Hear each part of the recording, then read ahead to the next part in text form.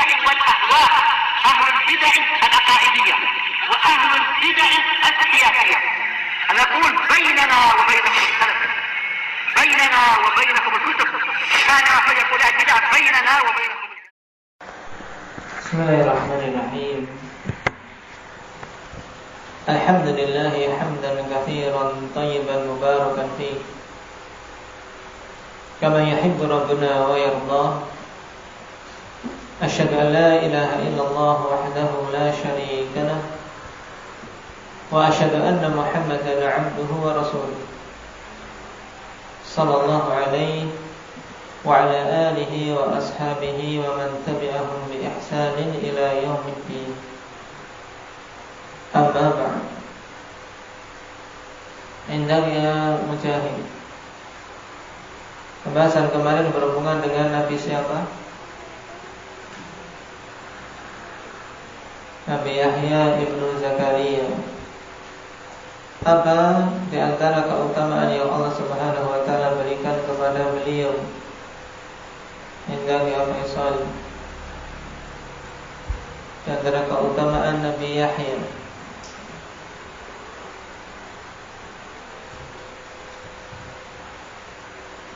Nabi yang lain juga.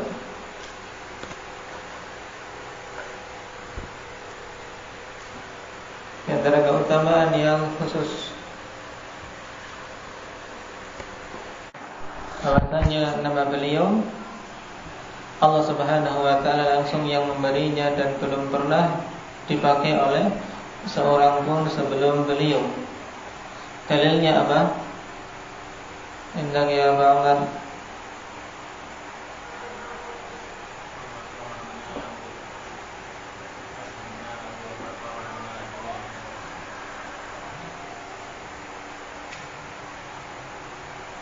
Dalam surat Maryam, ya Zakaria,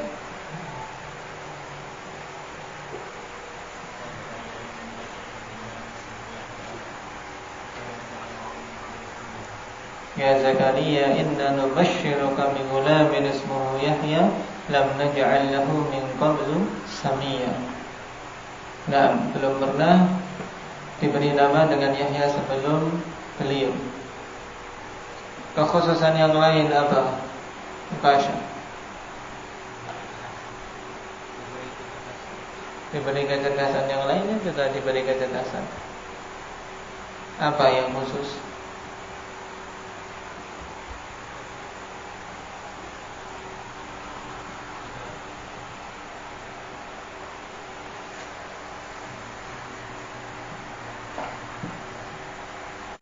Nah, diberi al-hukum yaitu pemahaman tentang Alkitab. Nah, dalam kondisi masih anak-anak. Wa atainahu al-hukma sabiyya. Nah, tapi sekarang kita masuk pada poin berikutnya. Qala al-muallif hafizahullah ta'ala, man huwa Dhunnun? Siapa itu Dhunnun?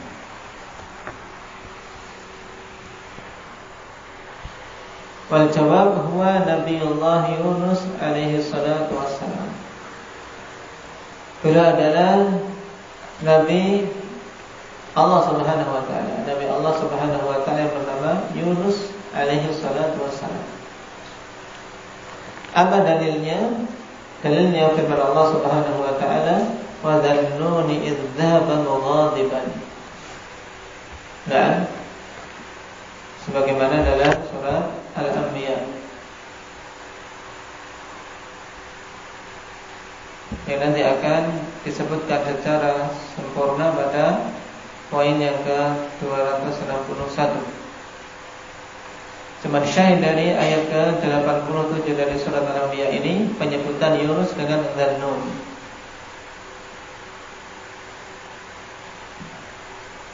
Wa ma makna nun? Dan apa makna an-nun di sini? Wal jawab huwa al-hut. Maknanya adalah hut, ikan. Baik. Adapun jenisnya apa, afalillah, dan bagaimana bentuknya serta besarnya, wallahu ta'ala a'lam. Yang jelas tentu tentunya dia besar sehingga bisa mencaplok Nabi yang mulia ini.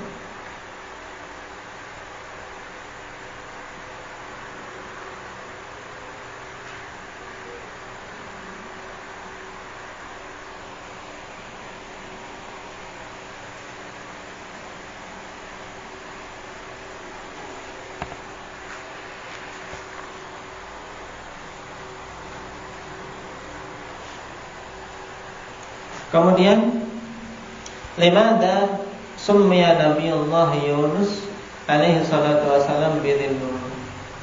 Kenapa Nabi Yunus dinamakan dengan Dhunnun? Apa sebabnya? Ingat-ingat ini. Yang kecil-kecil harus paham. Kalau ditanya kenapa Nabi Yunus kok dinamai dengan Dhunnun? Wal jawab li'anna al-huta iltaqamahu 'indama ulqiya fil bahr. Dikarenakan ikan besar tersebut mencaploknya tatkala beliau dilempar ke lautan. Dikarenakan saat itu beliau menaiki suatu kapal dan terlalu penuh muatannya. Kemudian diundi. Siapa yang keluar undian maka dia harus dilempar untuk mengurangi beban. Wa dalilu qauluhu ta'ala wa inna Yunusa laminal mursalin idh abaqa ilal fulkil mashhun fasahama fakana minal mudhadhin faltaqamahu al-hut wa huwa mulim. Dalam surat As-Saffat Allah Subhanahu wa taala jelaskan tentang kisah beliau. Sungguhnya Yunus adalah termasuk dari mursalin, orang-orang yang Allah Subhanahu wa taala utus. Orang-orang yang Allah Subhanahu wa taala jadikan rasul. Naam, id abaqa ilal fulkil mashhun. Tatkala beliau pergi meninggalkan kaumnya. Nah, karena Yunus alaihi salatu wassalam marah dikarenakan kaumnya enggan untuk menyambut dakwah beliau sehingga beliau pergi.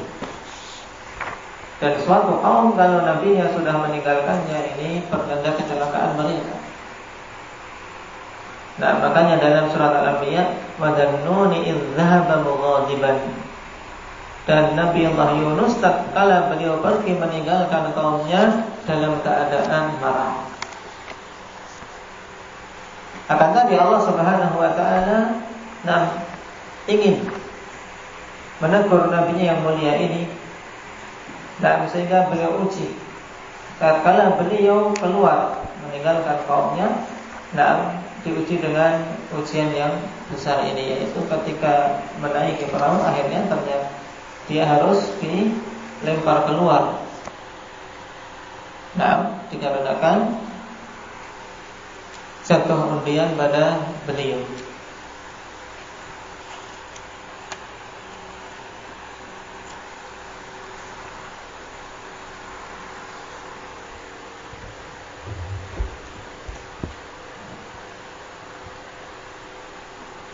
Idh abaqa ilal fulkil mashhun.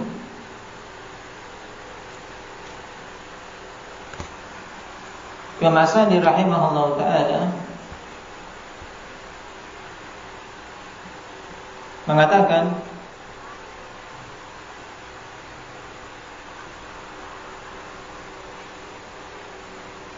tatkala beliau abaqa, yakni pergi dalam keadaan marah.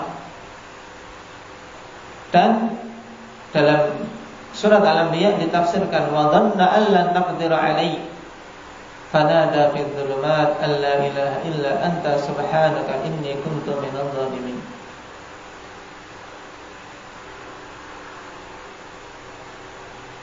Nah,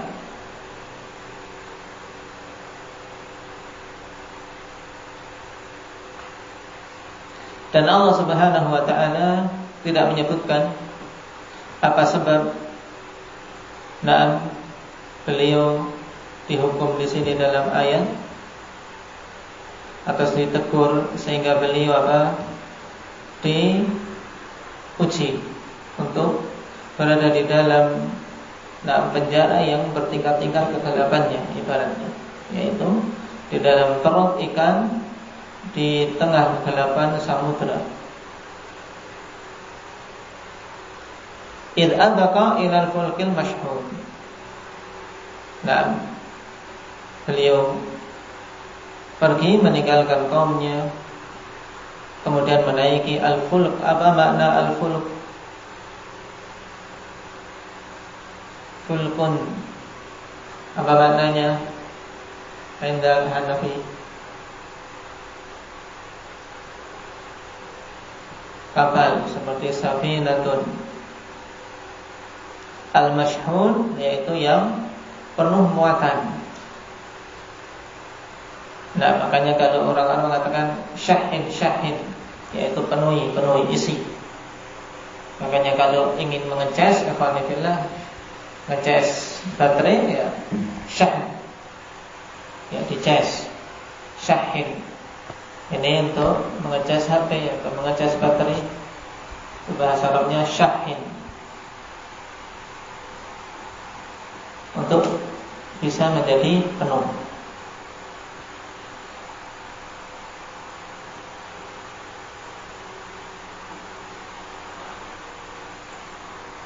Fasahama fakana minal mudhadin. Dan dikarenakan penuhnya, maka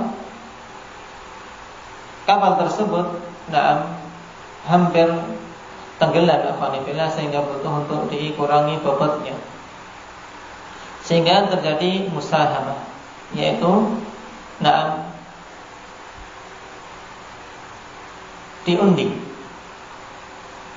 atau dengan istilah bahasa Arab al-qur'ah.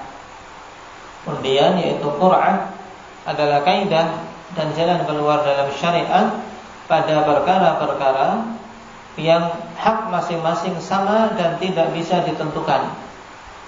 Ini undian yang syar'i. Dan semuanya yang ada di dalam kapal itu kan punya hak untuk hidup semua, ya tidak? Punya hak untuk naik semua. Cuman mau tak mau harus dikurangi, sehingga diundi. Karena tidak mungkin menunjuk satu ini akan terjadi kezaliman, tapi diundi sehingga siapa yang keluar undian harus dilempar. Dan ayat ini termasuk salah satu dalil tentang masyru'iyahnya Qur'an, disyariatkannya undian. Baik.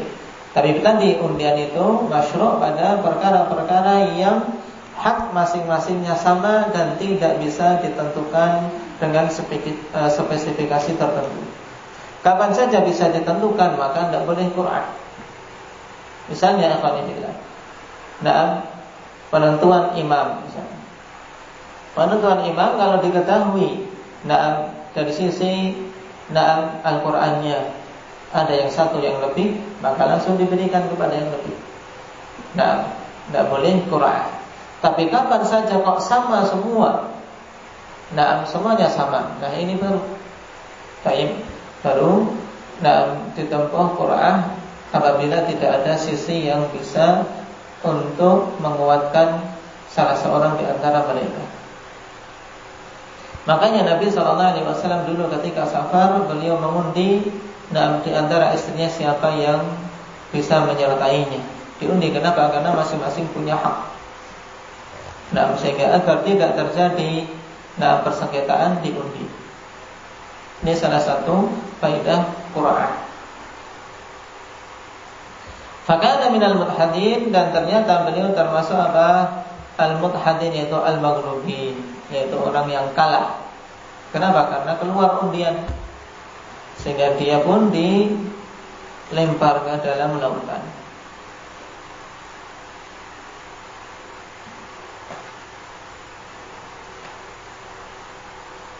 Faltaqamahu al-hut wa huwa mulim. Maka di saat itulah al-hut, yaitu ikan yang besar, mencaploknya dalam keadaan dia seorang yang mulim. Mulim yaitu melakukan hal yang dicela, yang menjadikan Allah Subhanahu wa taala murka. Jadi memang Allah Subhanahu wa taala menegur Tayyib dikarenakan kekeliruan yang dilakukan oleh Nabiullah Yunus ini. Cuma Allah Subhanahu wa taala sebutkan di dalam Al-Qur'an untuk kita ambil ibrah, bahwasanya pada setiap ujian selama seseorang kembali kepada Allah, maka Allah akan memberikan jalan keluar. Sehingga tatkala Nabi Yunus adalah orang yang dikenal kesolehannya, ketaatannya, dan senantiasa berdoa walaupun berada di tengah mara bahaya seperti itu, Allah berikan jalan keluar. Sebagaimana dalam kelanjutan ayat, falaula annahu kana minal musabbihin lalabitha fi batnihi ila yaumi yub'atsun. Seandainya saja dia bukan termasuk orang yang bertasbih, maka sungguh dia akan terus berada di dalam perut ikan itu sampai hari dibangkitkan kelak. Ini menunjukkan keutamaan tasbih, ikhwanillah. Dan tasbih yang dimaksud dalam ayat ini yang akan disebutkan dalam poin setelahnya, yang dibaca oleh Nabiullah Yunus dalam perut ikan tersebut. Qala bimada da'a Yunus alaihi salatu wassalam fi batnil hut. Dengan apa Nabi Yunus berdoa ketika beliau berada di dalam perut ikan itu? Wal jawab kana du'a'uhu la ilaha illa anta subhanaka inni kuntu minadh dhalimin. Baik, di sini ada tasbih, makanya dikatakan dalam ayat falaula annahu kana minal musabbihin. Nah, karena di situ ada kalimat tasbih subhana. Dan ini kalimat alhamdulillah doa yang Nabi sallallahu alaihi wasallam menganjurkan kita semua untuk memperbanyak. Baik. Yang beliau baca adalah la ilaha illa anta subhanaka inni kuntu minadh dhalimin. Dalilnya pada surat Al-Anbiya ayat 87. Nah, wa dhannuni idh dhahaba mughadiban fadhanna an lan naqdira alayhi fanada fi dhulumati an la ilaha illa anta subhanaka inni kuntu minadh dhalimin. Dan Nabi Yunus tatkala beliau pergi meninggalkan kaumnya dalam keadaan mughadiban, marah dan menjadikan Allah Subhanahu wa taala menghukum beliau. Fadhanna an lan naqdira alaih, kemudian dia yakin. Di sini dhanna bermakna ayqana. Dan faedah alhamdulillah bahwasanya kebanyakan dhanna di dalam Al-Qur'an bermakna ilmun atau bermakna yakin. Bahkan diriwayatkan oleh Imam Mujahid rahimahullahu taala yang disahihkan sanadnya oleh Al-Hafidz Ibnu Katsir rahimahullahu taala, kullu dhanna fil Qur'ani ilmun. Semua dhanna di dalam Al-Qur'an itu bermakna ilmu. Akan tetapi perkataan ini tidak disetujui oleh para ulama tafsir yang lain.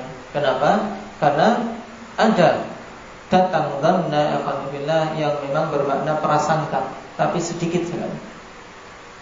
Baik. Adapun kebanyakan dhanna yang ada dalam Al-Qur'an bermakna apa? Yakin atau bermakna ilm. Termasuk dalam ayat ini. Fadhanna an la naqdira alaih. Dia yakin bahwasanya kami akan apa? Kami tidak akan menyempitkan dia. Alla naqdira alaih maksudnya naqdira di sini yaitu allan nudayyiqa alaih,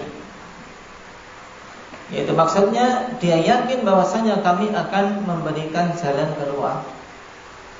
Itu maksud dari ayat. Dan Dannun tatkala dia pergi meninggalkan kaumnya, kemudian Allah Subhanahu wa taala uji dengan dicaplok oleh ikan besar, tapi dia yakin bahwasanya Allah akan memberikan jalan keluar, maka dia berdoa di dalam kegelapan perut ikan, la ilaha illa anta subhanaka inni kuntu minadh dhalimin. Tidak ada ilah yang hak kecuali Engkau ya Allah, Maha suci Engkau, sesungguhnya aku termasuk orang-orang yang zalim. Dan berhubungan dengan doa ini telah diriwayatkan dari Sa'ad bin Abi Waqqas radhiyallahu anhu oleh Imam Tirmidzi dengan sanad yang sahih, bahwasanya Nabi sallallahu alaihi wasallam mengatakan, ni'ma da'watu dhinnun,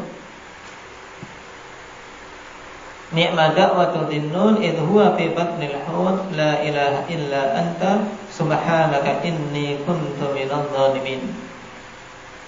Fa innahu lam yad'u biha muslimun rabbahu fi syai'in qattu illa istajaba lahu. Sebaik-baik doa adalah doanya Dhinnun, yaitu doanya Nabiullah Yunus. Dikarenakan beliau atau tatkala beliau berada di dalam perut ikan, kemudian mengatakan la ilaha illa anta subhanaka inni kuntu minadh dhalimin. Sudah belum ambil? Baca.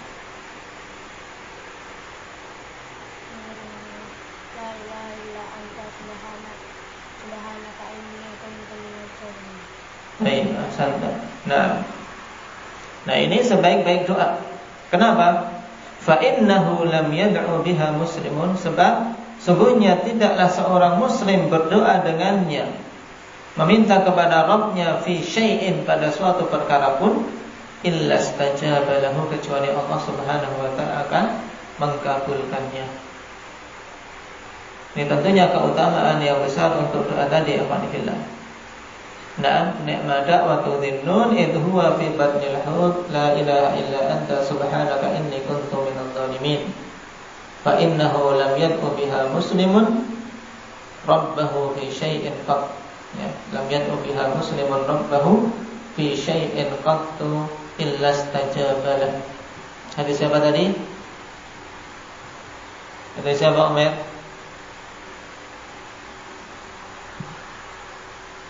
Dicatat.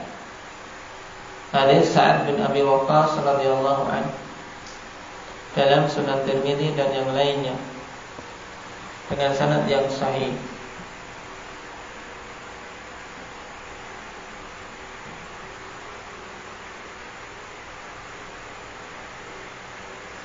Nah, sehingga doa ini hendaknya senantiasa kita baca dalam doa-doa kita, karena termasuk di antara sebab terkabulkannya doa.